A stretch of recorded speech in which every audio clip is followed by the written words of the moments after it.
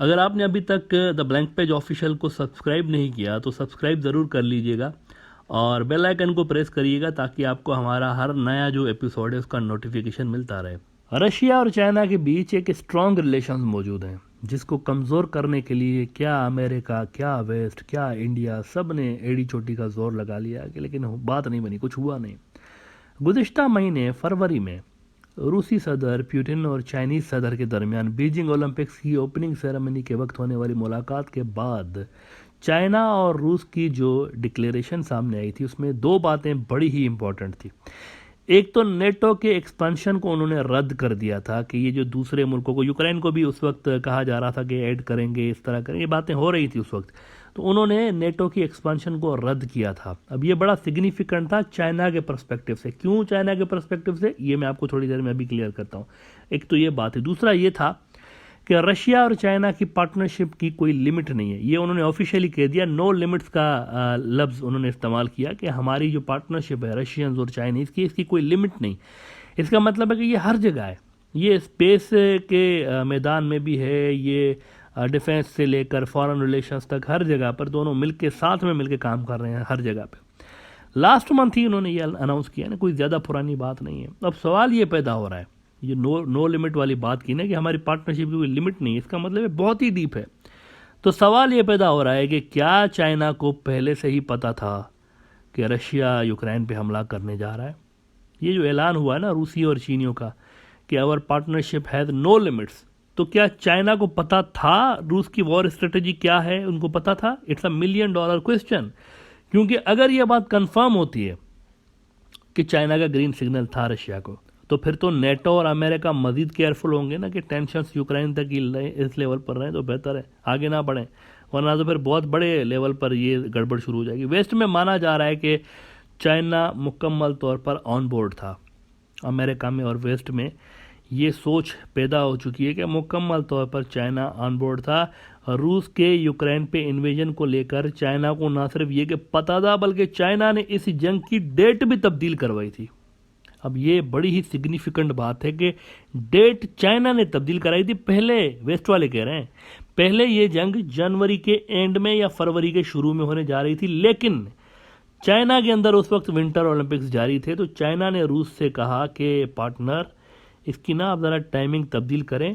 और उन्होंने कहा कि क्योंकि ये इवेंट जो है ग्लोबल इवेंट है, ये जो ओलंपिक्स हो रहे हैं ग्लोबल इवेंट है, और आपको याद होगा कि ओलंपिक्स के बायकॉट की एक मुहिम भी अमेरिका ने चाइना के खिलाफ चलाई हुई थी कि डिप्लोमेटिक बायकॉट करें इनको आइसोलेट करने के लिए, और उन्होंने चाइना के लिए, लेकिन कामयाब नहीं हुई थी मुहिम। चाइना के अंदर हर बड़ा मुल्क जो इंपॉर्टेंट मुल्क आ गया था, उन्होंने ओपनिंग सेरेमनी में शिरकत की थी। पाकिस्तान गया, सऊदी अरब गया था, यूएई गया था, बहुत सारे मुल्क चले गए थे।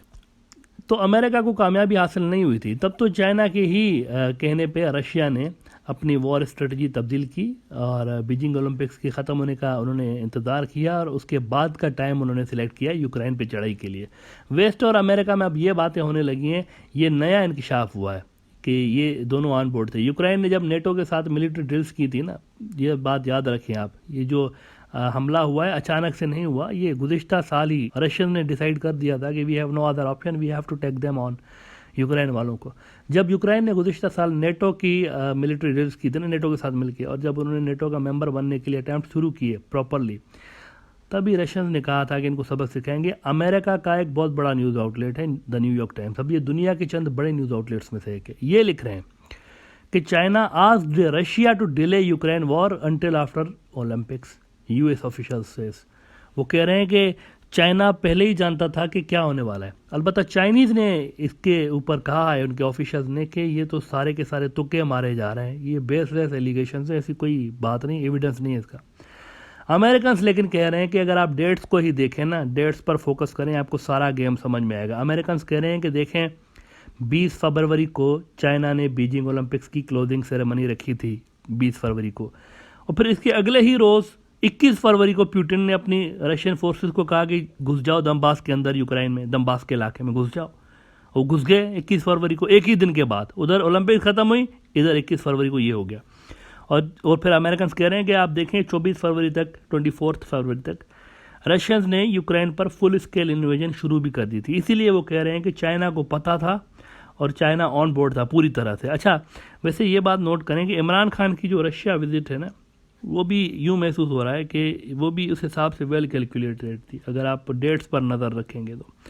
बहरहाल न्यूयॉर्क टाइम्स ने वैसे ये भी लिखा हुआ है कि ये जो पुतिन साहब हैं, इनकी चाइना वाली विजिट जो थी फरवरी में, इसमें अमेरिका और यूरोप वाले जो थे वो चौंक गए थे, हैरान हो गए थे, क्योंकि पहली बार इसमें यह हुआ था कि चाइना ने ओपनली रशिया की साइड ले ली थी नेटो के खिलाफ। इससे पहले चाइना ने कभी भी नेटो के खिलाफ खुल के रशिया की साइड नहीं ली। इस तरह के हम नेटो के एक्सपेंशन के खिलाफ इस तरह कभी नहीं कहा था, ये पहली बार हुआ था फरवरी के अंदर कि चाइनीज़ ने इस तरह की बात की हो। इसीलिए वो जो बाइडेन कॉन्फिडेंस के साथ कह रहा था ना कि रशिया जो है वो घुसेगा यूक्रेन के अंदर, आज नहीं तो 100% घुसेगा, वो इसीलिए कॉन्फिडेंस के साथ कह रहा था। वेस्टर्न मीडिया के मुताबिक अमेरिकन के पास पहले से ही इंटेलिजेंस थी और ये वेस्ट के कई मुल्कों के अंदर यही इंटेलिजेंस यानी कि शेयर भी की गई थी कि समथिंग इज़ हैपनिंग। इसी वजह से वो बार बार डेट दे रहे थे, कभी वो 16 फरवरी की दे रहे थे, कभी वो 20 फरवरी की दे रहे थे। अच्छा, वहाँ के कुछ एनालिस्ट जो हैं उन्होंने 20 फरवरी की दी थी डेट, टू बी ऑनेस्ट अगर आप देखें ना, वो 20 की दी थी, 21 को इन्वेजन वाकई में हो गई थी। तो वहाँ पर पहले से ही वो कह रहे हैं कि हमें पता था, लेकिन समझ में नहीं हो पा रहा था कि ये किस किस्म की इन्वेजन होगी, यानी अगर वो करेंगे तो ग्राउंड पे ट्रूप्स जो है वो घुसा देंगे या कुछ और तरह की होगी, वो उनको पता नहीं चल पा रहा था। लेकिन वो वहाँ पर ये बातें हो रही थी कि समथिंग विल हैपन। बहरहाल जी, अब आज ये हुआ है कि उज़्बेकिस्तान के सदर पाकिस्तान आए। अभी 1-1.5 घंटा पहले वो लैंड हुए हैं। उनका जो तैयारा है वो इस्लामाबाद में लैंड हुआ है और वो मिलेंगे पाकिस्तान के अहम तरीन शख्सियात के साथ और डिफेंस और ट्रेड समेत कई माहदों पे दस्तखत होंगे ना। ये भी एक सिग्निफिकेंट इवेंट मैं इसलिए मानता हूँ क्योंकि ये जो सेंट्रल एशियंस हैं, उज़्बेकिस्तान वाले और ख़ास तौर पर ये जो बाकी के इनकी रियासतें हैं, ये रशिया के स्फीयर ऑफ इन्फ्लुएंस में आते हैं। इनका फिर पाकिस्तान के साथ गहरा ताल्लुक दिन ब दिन आप देखें कि पिछले कुछ अरसे के दौरान ताबड़तोड़ दौरे हुए हैं और विजिट्स हुई हैं और इनके बीच काफ़ी मुआहदे तेज़ी के साथ होते जा रहे हैं। तो अगर आप देखें तो पाकिस्तान का और रशियंस की जो इंटरेस्ट की अलाइनमेंट है वो तेज़ी के साथ होती जा रही है। उन दोनों के जो दोस्त दुश्मन है वो एक ही होते जा रहे हैं। इंडिया के लिए यहाँ पर मुझे मसला नज़र आ रहा है क्योंकि इंडिया की अलाइनमेंट उस तरह से नहीं हो रही। इंडिया के जो दुश्मन हैं वो रशिया के दोस्त हैं, फॉर एग्जाम्पल चाइना और अब पाकिस्तान। यहाँ पर अलाइनमेंट नहीं नज़र आ रही। तो इंडिया और रशिया के जो फ्यूचर के जो मैं कहता रहता हूँ ना कि इनके फ्यूचर जो रिलेशंस हैं वो डार्क नज़र आ रहा है, इनका जो फ्यूचर नज़र आ रहा है डार्क है वो। जबकि मोदी साहब ईस्ट में होते हुए वेस्ट की तरफ जो जा रहे हैं, अब क्वाड के अंदर बैठे हुए हैं, इसमें इंडिया के फ्यूचर के हवाले से, रशिया और इंडिया के फ्यूचर के हवाले से जो रिलेशंस इन दोनों के, इनके हवाले से कुछ अच्छा उसमें सिग्नल नज़र नहीं आ रहा। इवन वेस्ट के साथ भी जो मोदी साहब के रिलेशंस हैं, इंडिया के रिलेशंस हैं, उनका भी कोई सर पैर नजर नहीं आ रहा। आप देखेंगे आज बैठे हुए तो वो होंगे क्वाड के इजलास में, लेकिन उधर अमेरिकन ने कहा हुआ है, जैसा कि बिजनेस स्टैंडर्ड रिपोर्ट कर रहा है कि Biden will decide on sanctions on India, US official on Russian S-400 deal.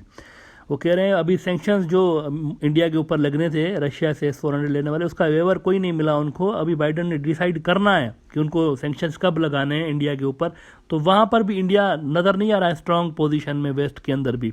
और यहाँ पर भी अगर आप देखेंगे तो रशिया के साथ हैं भी, लेकिन रशिया के साथ नहीं भी है। उनके जो दोस्त हैं रशियंस के, वो इंडिया के दुश्मन बने हुए हैं।